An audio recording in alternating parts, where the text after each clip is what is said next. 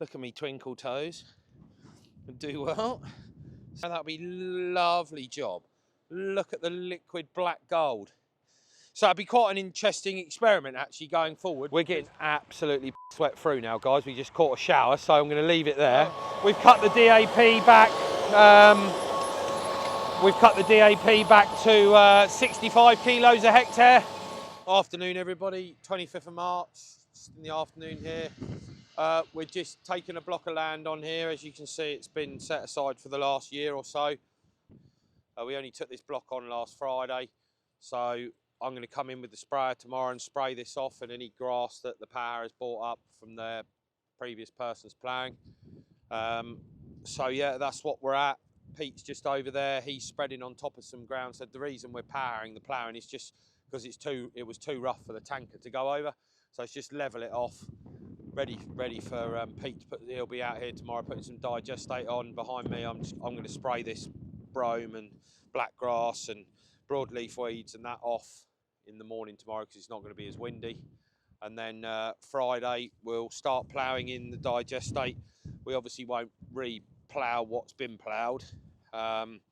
We'll just re-power it to mix the Digestate in. This is liquid Digestate, not solid Digestate, sorry. We're putting 40 cubic metres a hectare on, which will be all the P and K requirement and most of its N, and then we'll just give it a sniff of DAP down the spout when we drill it, just to get the beet going, because obviously we'll be tipping the Digestate will be through the profile, but the beet will want some fertiliser as soon as it comes up. As you can see, it's lovely soil. It's just light ground. It's quite stony. That'll be good for beet. There's plenty of moisture in it, so that's why we're hitting it with the power harrow today. But I just want to kill this off with the any grass that the power harrow has brought up, because it wasn't sprayed before the previous person had a go at ploughing. So we'll spray it now with Roundup, and then we'll re-power harrow it once it's been digestated and we've done the other part, ploughed the rest of the fields. Yeah, so that's what we'll do. So it'll be power harrowed twice, and then I should imagine the power harrow will bring up a bit more grass from underneath. So I will chuck a bit of Roundup in with the pre-M as well, just to make sure that we've got hold of anything, because any beet herbicides and the likes will not touch anything that's well established. So whereas the Roundup will kill it. So that'd be a great job. No, it's very windy today again. We had a little bit of rain overnight, about 1 millimetre.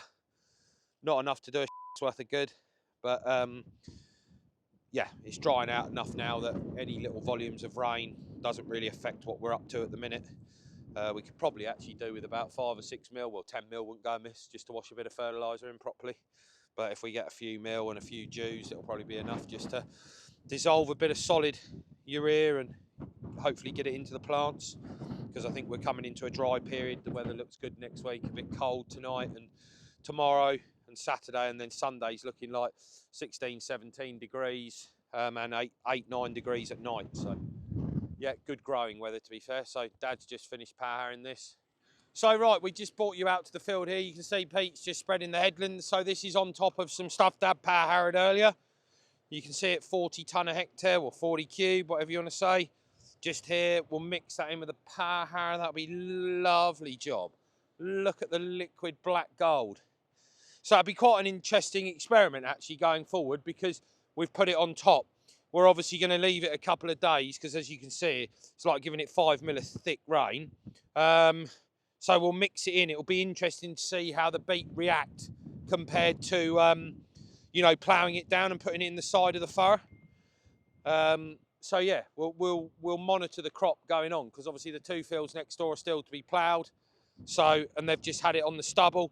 So it'll be an interesting experiment to see going forward. But no, Pete's done a good job.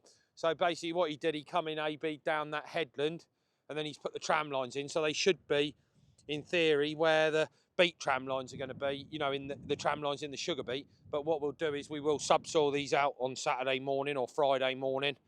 And then we'll re-power harrow it. So yeah, no, it should be good. Matt's just trodding it everywhere, so he's going to get a lovely smell in his car. So not as skillful as myself. Look at me twinkle toes. And do well.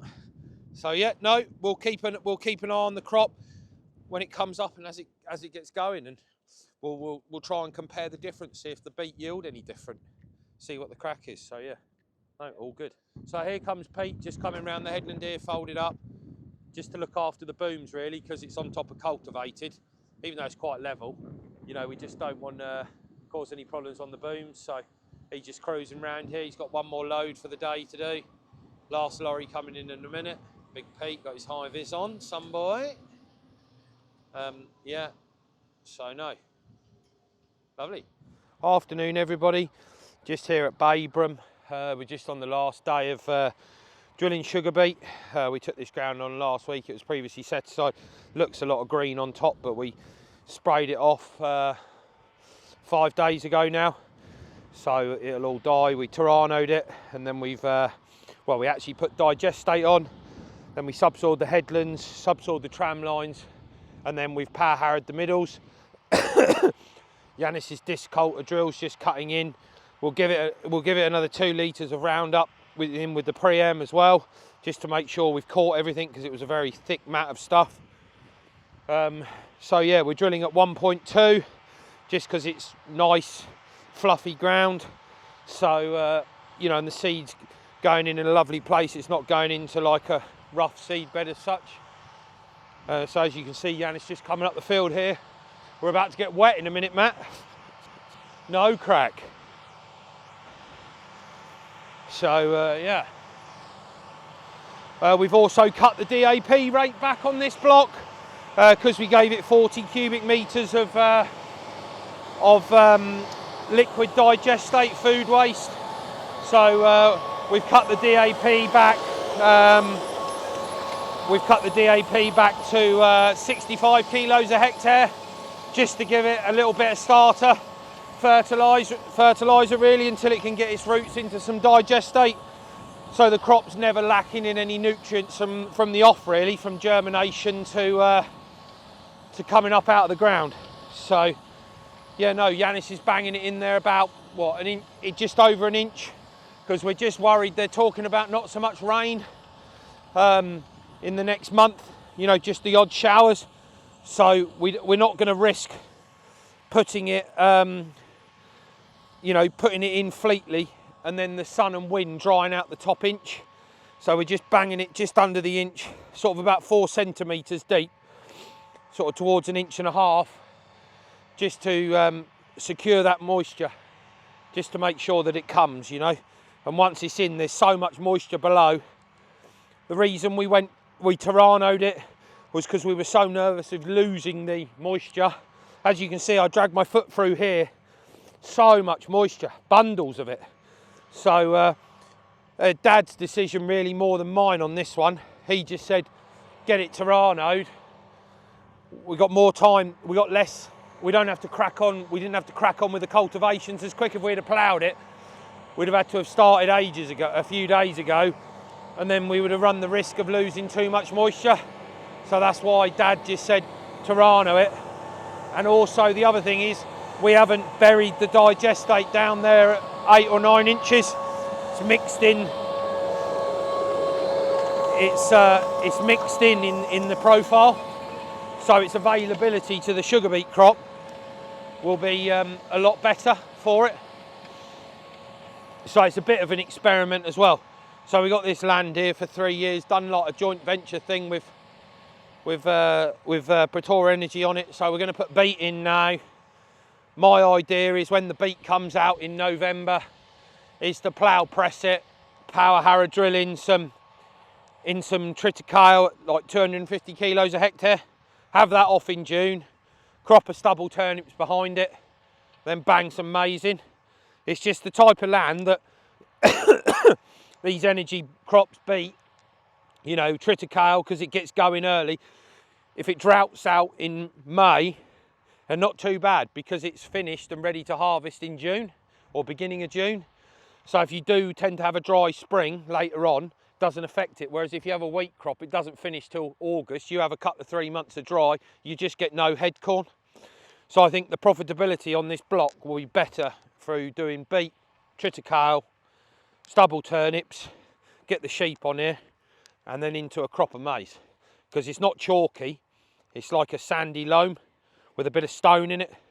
And then down towards the river, it's a bit blacker, around black meadowy soil, sort of fenny dirt on the block, the 45 acres, just the other side of the river there. So that's the approach we've taken. So it's going to be quite a good experiment, because we've obviously got beet up that we drilled 3 weeks ago at Exning and Burwell. And then we've got some Royston, which needs a rain. Won't come up without a rain. So God knows when we're going to have some more rain. Proper rain. It needs about 10 mil probably on that. The agronomist was actually going to have a look this afternoon, see how it's getting on. I hadn't had time to get there today. But and then we got this block that's banging into moisture.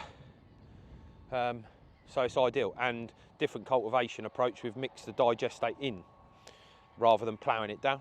So that's why I've cut the fertiliser rate, because like everybody else knows, with what Donald Trump's up to at the minute in Iran, fertiliser price has gone through the roof. So we can utilise, or Pretoria Energy can probably utilise that 65 kilos. Not that it's going to save a lot, but still going to save 4 tonne. They'll be able to utilise that somewhere else on a different block. So no, I'm really interested to see how this goes. Fingers crossed that it comes and there's plenty of moisture underneath. Also spoke to Dan Ives at Agravista today, who's doing the agronomy on this block, and he does all the agronomy on the beet that I look after. I spoke to him about putting on some biostimulant type products. We used a product called New Venimo last year, which is a Syngenta product. And what it does is you have to spray it when the stomatas are open on the plant, and then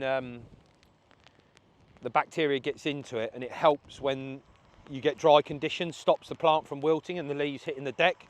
So it's another option on this block. We might use some Terrasorb, which is like a seaweed sort of biostimulant product. So we'll see what it does and see how it comes. But we're getting absolutely pissed wet through now, guys. We just caught a shower, so I'm going to leave it there. Thank you very much for watching. Give us any of your thoughts on the page, in the comment section. Let us know what you think fertiliser prices are going to be for next season, because we're going to have to get into the cropping plan for next year. On the books for myself, it'll probably be, because the contracts are Digestate, we'll probably be using a lot more in-house, depending on the price of urea. So yeah, keep subscribing. Hope you like the content, and we'll see you next week. Thank you very much.